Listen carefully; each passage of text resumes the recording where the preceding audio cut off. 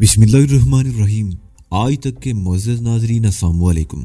अब किस्त 38 मुलाहिज़ा फरमाएं। चलो वैन आ गई उस तरफ, मैंने सरगोशी की। हम चार उठकर चबूतरे की तरफ चलने लगे। हशीश भरे सिगरेट एक ही कश ने थाईवां की हालत बिगाड़ दी थी। उसने एक हाथ सर पर रखा हुआ था और दूसरा हाथ मैंने थाम रखा था। अनी जंगले से निकलकर हम सड़क पर आ गए। हम सड़क के वस में थे कि सफ़ेद कार बाईं तरफ से घूमती हुई हमारे सामने से गुजरी और चंद गज आगे जाकर ब्रेकों की तेज चिरचिराहट से रुक गई। दरवाजा खुला और ड्राइविंग सीट पर बैठा हुआ आदमी नीचे उतर आया। उसके हाथ में रिवॉल्वर था जिसका रुख हमारी तरफ था। नवीता के मुंह से खौफनाक चीख निकल गई, लेकिन इससे पहले कि वो आदमी गोली चलाता फिजा फायर की आवाज से गूंज उठी। वैन के करीब खड़े हुए कांग ने उसे देख लिया था और सूरत हाल का अंदाजा लगाते ही उसने गोली चला दी थी। गोली उस शख्स के पेट में लगी, वो नीचे गिरा। रिवॉल्वर भी उसके हाथ से छूटकर चंद फुट दूर जा गिरा। जख्मी होने के बावजूद वो शख्स सड़क पर रेंगता हुआ रिवॉल्वर की तरफ हाथ बढ़ा रहा था। वैदान भागो, वैन में जल्दी, कांग चीखा। उसने एक और गोली चला दी। वैन का पिछला दरवाजा खुला, एक और आदमी नीचे उतरा। उसने भी फायरिंग शुरू कर दी। मैंने पहले थाई और नवीता को वैन में सवार कराया, फिर खुद ऊपर चढ़ गया। प्रसाद मेरे साथ ही था। कांग ने चीख कर कहा और वैन तेजी से हरकत में आ गई। कांग का दूसरा साथी दौड़ता हुआ चलती वैन पर सवार हुआ था। चौराहे पर भगदड़ मच गई, लेकिन हमारी वैन चंद सेकंड ही में वहां से बहुत दूर निकल चुकी थी। हमारी मंजिल वार्ड ट्रिमिट थी जिसे महाराज ने अपना हेडक्वार्टर बना रखा था। ये वो खानकाह थी जहां फास्टिंग बुद्ध का खालिस सोने का दुनिया का सबसे बड़ा मुजस्समा रखा हुआ था। हमें फौरन महाराज के सामने पेश कर दिया गया। वहां महाराज हुजन भी था। महाराज ने खुशमगी नजरों से मेरी तरफ देखा, कहा कुछ नहीं, फिर मास्टर हुजन को इशारा कर दिया। हमें एक और वसी व अरीज कमरे में पहुंचा दिया गया। महाराज के रवैये से मुझे समझने में देर न लगी कि वो मुझसे नाराज थे। दूसरे दिन बड़ी मुश्किल से मैं महाराज से इजाजत लेकर प्रसाद के साथ स्वामी रघुनाथ के आश्रम की तरफ रवाना हो गया। महाराज ने हमें एक कार भी मुहैया कर दी। आश्रम के सामने एक वसी मैदान में लातादाद कारें खड़ी थी। आश्रम के गिर्द बहुत ऊंची चारदीवारी थी जिसने कई एकड़ जमीन घेर रखी थी। आमदोरफ्त के लिए सिर्फ एक ही गेट था। गेट के अंदर एक इस्तकबालिया काउंटर बना हुआ था जहां नीम उरिया लिबास में एक लड़की बैठी हुई थी। काउंटर के पीछे एक कमरा था। स्वामी रघुनाथ के हल्के में दाखिल होने के लिए धर्म की कोई तखसीस नहीं थी। लड़की ने मुस्कुराकर हमारी तरफ देखा और एक तरफ रखी हुई बड़ी सी पेटी की तरफ इशारा किया जिस पर डोनेशन लिखा हुआ था। मैंने और प्रसाद ने कुछ नोट उस पेटी में डाल दिए। लड़की ने 2 हुड काउंटर के नीचे से निकालकर हमारी तरफ बढ़ा दिए। कपड़े के बने हुए ये टोप पहन लेने से ना सिर्फ पेशानी बल्कि चेहरे का बहुत सा हिस्सा भी छुप गया था। हम टोप पहनकर एक दरवाजे में दाखिल हो गए। अंदर की दुनिया ही निराली थी। एक तरफ आश्रम की इमारत थी और उसके सामने कंक्रीट की छत वाला बहुत बड़ा शेड था। छत को सहारा देने के लिए लातादाद सुतून थे। नीचे पुख्ता फर्श था। उस शेड के नीचे बैक वक्त 1500-1600 अफराद बैठ सकते थे। इस वक्त रात के 9 बजे थे। तकरीबन 200 अफराद इस वक्त वहां मौजूद थे और हमारी तरह बहुत से अफराद आ रहे थे। शेड से आगे तारीक वहराना था जहां ऊंचे नीचे टीले और झाड़ियां फैली हुई थी। इतने लोगों में किसी को तलाश कर लेना आसान नहीं था जबकि लोगों के चेहरे हुड में छुपे हुए थे। लेकिन 1.5 घंटे की जुस्तजू के बाद हमने जानकी देवी को तलाश किया। क्या दारा यहाँ मौजूद है? मैंने सरगोशी में पूछा। वो आश्रम के अंदर है, स्वामी के साथ ही बाहर आएगा, जानकी ने कहा। लोगों की तादाद बढ़ रही थी और फिर ठीक 12 बजे लोग उस वसी व अरीज शेड में जमा हो गए। उसके चंद सेकंड बाद ही स्वामी आश्रम से बरामद होकर एक चबूतरे पर बैठ गया। वो अजीब बदहुइयत आदमी था। गंजा सर, बटन जैसी छोटी आंखें, फूले हुए गाल, नोकदार ठोड़ी और बहुत बद्दे और भारी होंठ। उसकी गर्दन बहुत मुख्तसर थी।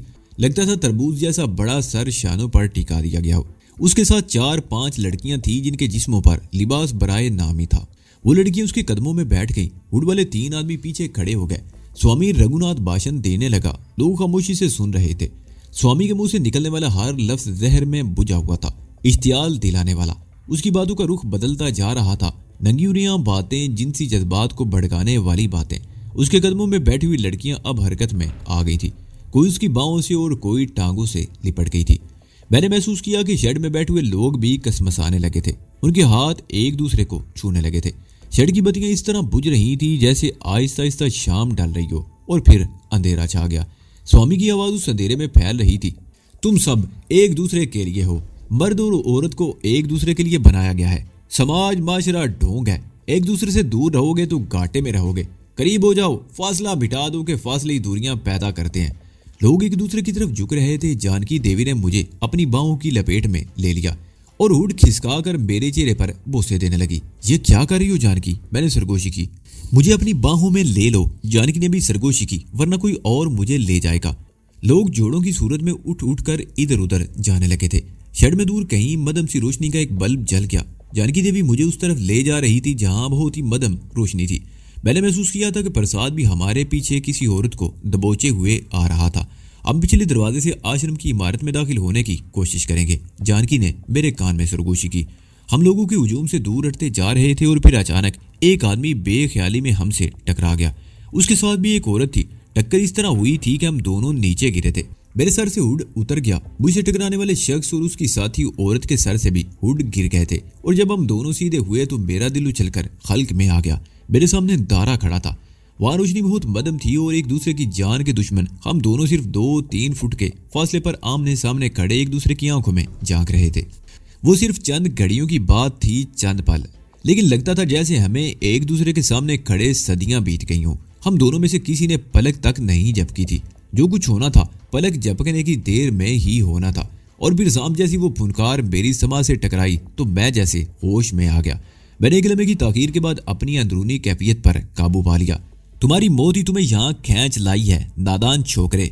दाग की फुनकार जैसी ये सरसराती आवाज दारा के होंठों से निकली थी। उस बंगले में धोखे से हमें घेर कर तुमने ये समझ लिया था कि बहुत बड़ा तीर मार लिया है, लेकिन तुमने देख लिया ना कि तुम मेरा कुछ भी बिगाड़ नहीं सके थे। मैं तो तुम्हारे जाल से बच निकला, मगर तुमने यहाँ आकर बहुत बड़ी गलती की है। अब तुम यहाँ से वापस नहीं जा सकोगे। ये तुम्हारी भूल है दारा, मैंने उसके चेहरे से नतने हटाए बगैर कहा। वो जाल मैंने नहीं तुम ही ने बिछाया था और तुम खुद ही चोट खाकर वहां से भाग गए। तुम सिर्फ उन लोगों पर हावी हो जो तुम्हारे सामने आवाज नहीं उठा सकते। तुमने किस बेदर्दी से पामीला को कत्ल किया। कितनी बहादुरी दिखाई थी तुमने एक कमजोर और निहत्ती औरत का गला काटने में। लेकिन मेरे ऊपर तुमने कितने हमले कराए हैं, मेरा कुछ नहीं बिगाड़ सके। आज भी तुम मुझे कोई नुकसान नहीं पहुंचा सकोगे। मैं इसी तरह अपने कदमों पर चलकर वापस जाऊंगा जिस तरह आया हूं। अलबत्ता तुम्हारे बारे में कुछ नहीं कह सकता कि तुम्हारी वापसी किस हालत में होगी। इस वक्त तो मैं तुमसे सिर्फ इस मासूम बच्चे का हिसाब लूंगा जिसे तुमने बेरहमी से मौत के घाट उतारा था, और उसकी माँ सोनाली अब भी जिंदगी और मौत की जंग लड़ रही है। मैं पूछना चाहता हूँ, क्या बिगाड़ा था उन्होंने तुम्हारा? तुमने उनके घर में पनाह ली थी। उस औरत ने तुम्हारा और तुम्हारे साथी का इलाज किया, अपने हाथों से खाना पकाकर खिलाया, और तुमने उसकी नेकियों का क्या सिला दिया? उसके मासूम बेटे को मौत के घाट उतार दिया और वो खुद जिंदगी और मौत की दहलीज पर खड़ी है। तुम जैसा कम ज़र्फ, बेइस और बेजमीर आदमी आज तक मेरी नजरों से नहीं गुजरा। तुम्हें एक एक बात का हिसाब देना होगा दारा, तुम बच नहीं सकोगे। वैसे ऐसे मुकालमे तो फिल्मों में बोले जाते हैं, दारा ने कहा, और हम किसी फिल्म की शूटिंग में हिस्सा नहीं ले रहे। तुमने वाकई यहाँ आकर बहुत बड़ी गलती की है। ये स्वामी रघुनाथ का आश्रम है, यहाँ सिर्फ उसका हुक्म चलता है। इस चार दीवारी के अंदर लाशें बिछा दी जाएं तो भी उसके खिलाफ कोई कार्रवाई नहीं हो सकती। कानून की रक्षा करने वाले उसकी तरफ टेढ़ी आंख से भी नहीं देख सकते। वो तो यहाँ आकर स्वामी रघुनाथ के तलवे चाटते हैं। तुम्हारी लाश भी यहाँ पड़ी सड़ती रहेगी और कोई पूछेगा नहीं। ये तुम्हारी खुशफहमी है दारा, मैंने कहा। दूसरों पर भरोसा करने वाला हमेशा घाटे में रहता है। तुम्हें तो टाइगर पर भी बड़ा नाज था, उसका हशर तुमने देख लिया। वो तो मेरी नाथों का एक हल्का सा झटका भी बर्दाश्त नहीं कर सका। और अब ये स्वामी, मेरी नजरें उसके साथ खड़ी हुई लड़की की तरफ उठ गई। वो मुझे नहीं जानती थी, लेकिन हमारे दरमियान मुकालमात के तबादले से उसे सूरत-ए-हाल का अंदाजा लगाने में दुश्वारी पेश नहीं आई। उसके चेहरे पर खौफ के तासरात उभर आए और आंखों में वहशत सी फैल गई, और फिर किसी खतरे का एहसास करके वो गैर महसूस अंदाज में पीछे हटने लगी। फिजा में मौसीकी की आवाज सुनाई देने लगी। जज्बात को भड़का देने वाली हिजान खेज मौसीकी की मदम सी आवाज चारों तरफ से आती हुई महसूस होने लगी। स्वामी रघुनाथ ने रूहानी तालीमात की आड़ में अपने चेलों की अयाशी का मुकम्मल बंदोबस्त कर रखा था। वसी और इस शेड के लातादाद सतूनों में स्पीकर पोशीदा थे, जिनसे हिजान खेज मौसीकी की ये आवाज फूट रही थी, और ये आवाज हर तरफ से आती हुई महसूस हो रही थी। मैंने कनकी उसे इधर उधर देखा। लोग कोनों में जगह तलाश कर रहे थे। शायद उनके लिए अपने शहवानी जज्बात पर काबू पाना मुश्किल था। दारा के हाथ को हरकत करते देखकर मैं चौंक गया। उसका हाथ गैर महसूस अंदाज में पतलून की जेब की तरफ बढ़ रहा था, लेकिन इससे पहले कि वो कोई हरकत करता, मेरे करीब खड़ा हुआ रामन प्रसाद हरकत में आ गया। वो हवा में उड़ता हुआ दारा से टकराया। दारा अपनी साथी लड़की से टकरा गया। वो खौफजदा अंदाज में चीखती हुई पीछे गिरी। उसकी चीख पर किसी ने तवज्जो नहीं दी। होश ही किसे था। मौसीकी की आवाज भी लम्हा बलम्हा तेज होती जा रही थी। दारा अपने आप को प्रसाद से बचाकर संभलने की कोशिश कर रहा था। मैंने उस पर छलांग लगा दी।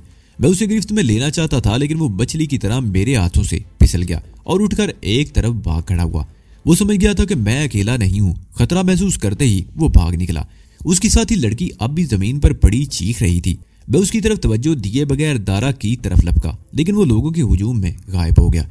शेड के उस हिस्से में कुछ हलचल सी मच गई और दारा ने उसे पूरा फायदा उठाया। वो हुड पहनकर उन लोगों में गायब हो गया था। मैंने भी अपना चेहरा हुड में छुपा लिया। जानकी अब भी मेरे साथ चिपकी हुई थी। वो मुझे बाजू से पकड़कर एक तरफ खींचती चली गई। किसी मुतवक्के जवाबी हमले से बचने के लिए जगह तब्दील करना जरूरी था और जानकी देवी मुझे वहां से कई गज दूर ले गई। मुझे अंदाजा नहीं था कि प्रसाद भी हमारे साथ था या वहीं रह गया था। जगह तब्दील करने का जानकी का फैसला बड़ा सूदमंद साबित हुआ। चंद मिनट बाद ही वहां एक बार फिर हलचल मच गई, जहां दारा से आमना सामना हुआ था। दो लंबे तिरंगे आदमी वहां लोगों के चेहरों से हुड नोच रहे थे। उन दोनों के हाथों में खंजर थे। औरतें चीख रही थी और बाद मर्द उन्हें गालियां दे रहे थे, लेकिन वो दोनों अफराद औरतों की चीखों और गालियों से बेनियाज अपनी कार्रवाई में मसरूफ थे। जानकी देवी मेरा हाथ पकड़े वहां से मजीद दूर हटती चली गई। मुझे प्रसाद की फिक्र थी कहीं उनके हाथ ना लग जाए, लेकिन दूसरे ही लम्हे अपने करीब एक सरगोशी सुनकर मैं उछल पड़ा। वो आश्रम के अंदर चला गया है बास, उसके गुर्गे हमें तलाश कर रहे हैं। मेरे मुंह से गहरा सांस निकल गया। प्रसाद मुझे अकेला नहीं छोड़ सकता था। इस तरफ से आओ, हम पिछले दरवाजे से आश्रम में दाखिल होने की कोशिश करेंगे। ये जानकी देवी की आवाज थी। हम तीनों लोगों को धकेलते हुए एक तरफ बढ़ने लगे। वहां अजीब सूरत हाल थी। हिजानखेज मौसीकी की आवाज कुछ और तेज हो गई। लोग मुंह छुपाकर यहाँ इसलिए आते थे कि स्वामी की रूहानी तालीमात से फायदा उठाकर अपने सफली जज्बात को तस्कीन पहुंचा सके और किसी की नजरों में भी ना आए। लेकिन आज उनमें कुछ बेचैनी फैल गई थी। वो दो लंबे तड़ंगे आदमी बदस्तूर लोगों के चेहरों से हुड नोचते फिर रहे थे। हम तीनों तेजी से एक तरफ बढ़ गए। जानकी देवी सबसे आगे थी, उसके पीछे मैं और मेरे पीछे कुछ फासले पर रामन प्रसाद था। मैंने महसूस किया था कि कुछ लोग शेड से निकलकर खुली जगहों पर इधर उधर फैल रहे थे। इस चार दीवारी के अंदर कई एकड़ रकबा गिरा हुआ था। एक हिस्से पर वो आश्रम और वसी और अरीज शेड बना हुआ था, जबकि बाकी जगह खाली थी। छोटे छोटे टीले और गुंजान झाड़ियां हर तरफ फैली हुई थी। हम एक तवील चक्कर काट कर आश्रम वाली इमारत के पिछली तरफ आ गए। उस तरफ भी इमारत के सामने एक कुशादा बरामदा था। सुर्ख पत्थरों की 5 कुशादा सीढ़ियां थी जिन पर चढ़कर बरामदे में पहुंचा जा सकता था। बरामदे का एक मरकजी दरवाजा था, एक दाईं तरफ और एक बाईं तरफ। मरकजी दरवाजा तो हाल में दाखिले के लिए था और ये दोनों दरवाजे अलग अलग कमरों में खुलते थे। बरामदे में तारीकी थी, लेकिन अंदर हाल में बहुत मध्यम रोशनी नजर आ रही थी। जानकी देवी पिछले कई रोज से यहाँ थी और वे इस आश्रम के बारे में बहुत सी मालूमात हासिल कर चुकी थी। उसे आश्रम की इमारत के अंदर आने का मौका भी मिला था और उसे मालूम था कि कौन सा दरवाजा किस कमरे में खुलता है। बरामदे का मरकजी दरवाजा बंद था। उसने दाईं तरफ का दरवाजा आजमाया, लेकिन यह दरवाजा भी अंदर से बंद था। वो बाईं तरफ वाले दरवाजे के सामने आ गई और हैंडल पर हाथ रखकर उसे आहिस्ता आहिस्ता हरकत देने लगी, लेकिन यह दरवाजा भी अंदर से बंद था। मैं इसी दौरान में दरवाजे से चंद फुट के फासले पर खिड़की के सामने आ गया और अंदर झांकने की कोशिश करने लगा, लेकिन अंदर तारीकी थी। खिड़की पर कोई ग्रिल वगैरह नहीं थी। मैंने शीशे पर हाथ का हल्का सा दबाव डाला तो खिड़की खुलती चली गई। मैंने वो खिड़की पूरी तरह खोल दी और जानकी और प्रसाद को इशारा करता हुआ चौखट पर चढ़कर आहिस्तगी से अंदर कूद गया और दरवाजा खोल दिया। वो दोनों भी अंदर आ गए। मैंने अपने लिबास में छुपाया हुआ खंजर निकाल लिया और तारीकी में इधर उधर घूरने लगा। उस तरफ जानकी देवी ने सरगोशी की। उस दरवाजे से गुजरकर हम हाल में दाखिल हो सकते हैं। हम तारीकी में दबे कदमों दरवाजे की तरफ बढ़ने लगे। हाल में बहुत मध्यम सी रोशनी थी। किसी जगह कोई बल्ब जल रहा था जिस पर शेड लगा हुआ था। दाईं तरफ ऊपर जाने के लिए कुशादा जीना था जिस पर कालीन बिछा हुआ था। हाल के फर्श पर भी दबीज कालीन बिछे हुए थे। हम दबे कदमों आगे बढ़ने लगे। ये तमाम कमरे स्वामी रघुनाथ के चेलों के हैं। जानकी देवी ने सरगोशी की। उसका कमरा ऊपर है और दारा भी ऊपर ही रहता है। मेरा ख्याल वो इस वक्त भी ऊपर ही होगा और वहां से नीचे शेड में होने वाली सरगर्मियों का जायजा ले रहा होगा। हम जीने पर चढ़ने लगे। कालीन की वजह से हमारे कदमों की हल्की सी आवाज भी पैदा नहीं हो रही थी। ऊपर एक कुशादा गैलरी थी और उसके साथ साथ कमरे बने हुए थे। एक दरवाजे के नीचे रोशनी देखकर मैं रुक गया। मैंने झुककर की होल से आंख लगाई और दूसरे ही लम्हे मेरा दिमाग बग से उठ गया। बिल्कुल सामने दीवार के साथ एक चौड़ा स्लैब लगा हुआ था जो दाएं से बाएं चला गया था। सामने ही चौड़ी स्क्रीन वाला एक रंगीन टीवी सेट रखा हुआ था और स्क्रीन पर जो मंजर दिखाई दे रहा था वो बड़ा शर्मनाक था। एक अधेड़ उम्र मर्द और एक नौजवान खूबसूरत लड़की। उस मर्द का चेहरा मुझे कुछ जाना पहचाना सा लगा और मेरे दिमाग में एक धमाका हुआ। वो चेहरा मैंने पहचान लिया था। वो एक सियासी लीडर किस्म का आदमी था और उसकी तस्वीरें अखबारात में छपती रहती थी। टीवी के सामने कुर्सी पर एक आदमी बैठा हुआ था और उसी के सामने स्लेब पर रिकॉर्डिंग के आलात रखे हुए थे और वो स्क्रीन के मंदिर की वीडियो रिकॉर्डिंग कर रहा था। मुझे समझने में देर न लगी कि वो सियासी लीडर आश्रम के किसी कमरे में था जहां खुफिया कैमरा नस्ब था और उसकी शर्मनाक हरकतें रिकॉर्ड की जा रही थी। मुझे समझने में देर न लगी कि यह सब क्या हो रहा है। स्वामी रघुनाथ की रूहानी तालीमात किसी से ढकी छुपी बात नहीं थी। उसके बारे में अखबारात में भी कुछ न कुछ छपता रहता था, लेकिन उसके खिलाफ अब तक कोई कार्रवाई क्यों नहीं हो सकी थी, उसकी वजह भी अब समझ में आ गई थी। अगर इसे थाईवांग ने बड़ी वजह से मुझे उसके बारे में बताया था और अब मैंने अपनी आंखों से देख लिया था। स्वामी रघुनाथ यहाँ आने वाले बड़े बड़े लोगों की वीडियो फिल्में बना लेता और फिर उन्हें ब्लैकमेल करता रहता। उन फिल्मों के जरिए वो उन लोगों से ना सिर्फ बड़ी बड़ी रकमें ऐंठता होगा, बल्कि वो अपनी जबान बंद रखने पर भी मजबूर थे और उसके खिलाफ कोई कार्रवाई करने से भी कासिर थे, क्योंकि इस तरह उनका अपना सब कुछ खुल जाता और उन्हें जिल्लत और रुसवाई का सामना करना पड़ता। ऊपर उस एक कमरे के अलावा बाकी सब कमरे खाली थे और हम तीनों इस वक्त उस कमरे में खड़े थे जिसे स्वामी रघुनाथ का बेडरूम या इशरत कदा कहा जा सकता था। बहुत शानदार कमरा था। उसकी बाहर वाली एक दीवार शीशे की थी। ये शीशा अगरचे बजाय ट्रांसपेरेंट था, लेकिन इसकी खास बात यह थी कि इसके अंदर से बाहर का जायजा तो लिया जा सकता था, लेकिन बाहर से अंदर का कुछ नजर नहीं आता था।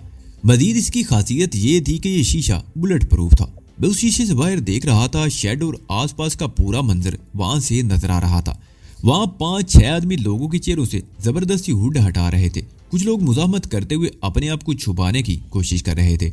हुड उतारने वालों का अंदाज जारहाना था। लोग उनकी इस हरकत पर एहतजाज कर रहे थे। एक अफरा तफरी सी फैल गई थी। यह कमरा साउंड प्रूफ है। जानकी ने मेरे कान में सरगोशी की। आम हालात में ना तो बाहर की आवाज अंदर आ सकती है और ना ही अंदर की कोई आवाज बाहर सुनी जा सकती है, लेकिन स्वामी रघुनाथ ने ऐसा इंतजाम कर रखा है कि वो जरूरत के वक्त बाहर की आवाज भी सुन सकता है और अपनी आवाज भी बाहर पहुंचा सकता है। लेकिन वो गया कहाँ और दारा कहाँ गायब हो गया? मैंने कहा, ऊपर के तो तमाम कमरे खाली हैं, वो किसी नीचे वाले कमरे में तो नहीं हो सकता है? जानकी देवी ने कहा, आओ नीचे देखते हैं। हम उस कमरे से बाहर आ गए, लेकिन उसी लम्हे ज़ेरी हाल में एक आदमी को देखकर हम दीवार के साथ चिपक गए। वो शख्स गालबन इमारत के सामने वाले दरवाजे से हाल में दाखिल हुआ था। इधर उधर देखे बगैर एक कमरे का दरवाजा खोलकर अंदर दाखिल हो गया। आओ, हो सकता है वो लोग उस कमरे में हो। मैंने सरगोशी की और फिर हम तेज तेज कदम उठाते हुए जीने से उतरकर ज़ेरी हाल में आ गए। यहाँ में ज्यादा मोहतात हो जाना पड़ा। हाल में किसी किस्म का फर्नीचर नहीं था। फर्श पर दीवार से दीवार तक दबीज कालीन बिछे हुए थे और एक तरफ दीवार के साथ 4 फुट चौड़ा और 6 फुट लंबा और जमीन से 2 फुट ऊंचा तख्त बिछा हुआ था, जिस पर आरामदेह फोन का गद्दा पड़ा हुआ था। उस पर सुर्ख मखमल की चादर बिछी हुई थी और सुर्ख मखमल के कवर वाला कुशन रखा हुआ था।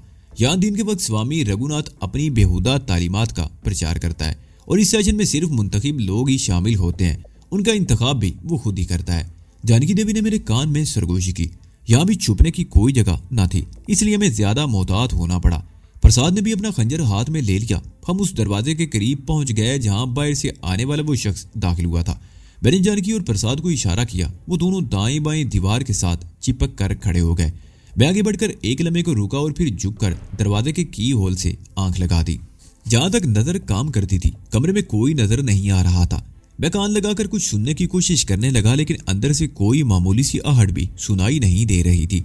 मैंने सीधे होकर प्रसाद और जानकी की तरफ देखा और दरवाजे के हैंडल पर हाथ रखकर उसे आहिस्ता आहिस्ता दबाने लगा। दरवाजा आवाज पैदा किए बगैर खुलता चला गया। मैं हैंडल छोड़कर बड़ी फुर्ती से एक तरफ हटकर जानकी के करीब दीवार के साथ चिपक गया और किसी के बाहर आने का इंतजार करने लगा। खंजर के दस्ते पर मेरी गिरफ्त मजबूत थी और सिर्फ मैं ही नहीं, जानकी और प्रसाद भी हर किस्म की सूरत का मुकाबला करने के लिए तैयार थे। चंद लम्हे गुजर गए। दरवाजा खुलने का कोई रद्द अमल सामने नहीं आया। अंदर से ना तो कोई आहट सुनाई दी और ना ही कोई बाहर निकला। मैंने दूसरी तरफ खड़े हुए प्रसाद को इशारा किया।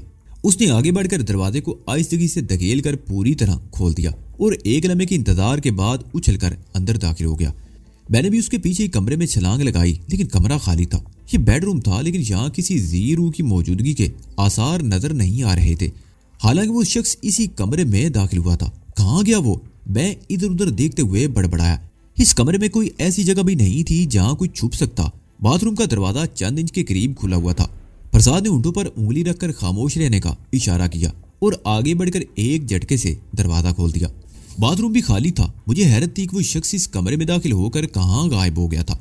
अचानक मेरे दिमाग में धमाका हुआ। बाथरूम का दरवाजा थोड़ा सा खुला हुआ था। वो शख्स कमरे में आने के बाद बाथरूम में दाखिल हुआ था और यहाँ से गायब हुआ था। यकीनन यहाँ कोई तहखाना मौजूद था और उसका रास्ता भी इसी बाथरूम में होगा। मैंने प्रसाद की तरफ देखते हुए सरगोशी की और फिर हम तीनों तहखाने का रास्ता तलाश करने लगे। जानकी देवी एक छोटे से कार्नस पर रखी हुई गणेश देवता की मूर्ति को देख रही थी। अचानक उसके ज़हन में एक ख्याल उभरा। कई रोज से यहाँ रहते हुए वो इस नतीजे पर पहुंची थी कि स्वामी रघुनाथ तो किसी देवी या देवता को नहीं मानता, फिर गणेश देवता की मूर्ति की मौजूदगी का क्या जवाब, और वो भी बाथरूम में। वो मूर्ति को छू कर देखने लगी। मैं भी उस मूर्ति को देख रहा था। हिंदू अपने देवताओं की मूर्तियां अपने अपने अंदाज में बनाते हैं और इसमें ज्यादा से ज्यादा खूबसूरती पैदा करने की कोशिश करते हैं। गणेश देवता की किसी मूर्ति में हाथी दांत बनाए जाते हैं और किसी में नहीं, लेकिन इस मूर्ति में दांत मौजूद थे। जानकी तकरीबन 6 इंच लंबे एक दांत को छू कर देखने लगी। वो दांत किसी खास अंदाज से मुड़ गया या दब गया था, लेकिन उसका नतीजा बहुत ही हैरत अंगेज निकला। उसी दीवार के करीब फर्श पर रखा हुआ पानी का टब अपनी जगह से हरकत करने लगा। वो टब हरकत करता हुआ दूसरी दीवार के साथ जा लगा और टब की जगह फर्श में खला नजर आने लगा जिसमें सीढ़ियां बनी हुई थी। जानकी ने हाथी के दूसरे दांत को हरकत दी, टब अपनी जगह पर आ गया। उसने दोबारा पहले वाले दांत को दबाया तो बार टब फिर अपनी जगह से हट गया। प्रसाद, मैंने उसकी तरफ झुकते हुए सरगोशी की। तुम यहीं रुको, मैं और जानकी अंदर जा रहे हैं। अगर कोई आ जाए तो हमें सिग्नल दे देना। तहखाने में उतरना खतरनाक हो सकता है, प्रसाद ने कहा। क्या हमारे लिए इतना काफी नहीं कि हम दारा के इस ठिकाने के बारे में भी इतना कुछ मालूम कर चुके हैं जो उसे बदहवास कर देने के लिए काफी है? मेरा ख्याल है तहखाने में उतरने का खतरा मोल नहीं लेना चाहिए। हम तो पहले ही बेड़ियों के घर में घुसे हुए हैं, किसी मुसीबत में न फंस जाए। ओखली में सर दे चुके हैं तो मौसलों से अब क्या डरना, मैंने कहा। अगर अंदर कोई खतरा महसूस हुआ तो हम फौरन वापस आ जाएंगे। प्रसाद कुछ कहना चाहता था मगर मैंने हाथ उठाकर उसे रोक दिया। वैसे मैं समझता था कि मुझे तहखाने में जाने से मना करके वो किसी किस्म की बुज़दिली का मुजाहरा नहीं कर रहा था। बुज़दिल होता तो मेरे साथ यहाँ तक ना आता। वो मेरी तरह गर्म दिमाग का नहीं था, सोच समझकर अगला कदम उठाना चाहता था। तो ठीक है, प्रसाद ने मुझे बजीद पा कर कहा। जानकी देवी, आप यहीं रुकें। मेरा ख्याल है उस अलमारी के पीछे खड़ी हो जाइए। आप फौरी तौर पर किसी की नजरों में नहीं आ सकेंगी और ये अपने पास रख लें। मैं बाज के साथ तहखाने में जाऊंगा। उसने अपना खंजर जानकी देवी की तरफ बढ़ा दिया। जानकी ने मेरी तरफ देखा और फिर प्रसाद की तरफ देखते हुए बोली, मेरे पास अपनी हिफाजत का सामान मौजूद है। उसने अपने लिबास के अंदर से एक छोटा सा लेडी ऑटोमेटिक पिस्तौल निकालकर दिखाया। मैं चौंके बगैर ना रह सका। जानकी ने मुझे अभी तक पिस्तौल के बारे में नहीं बताया था, लेकिन बहरहाल वो हमसे पहले यहाँ आई थी और अपनी हिफाजत का बंदोबस्त किए बगैर नहीं आ सकती थी।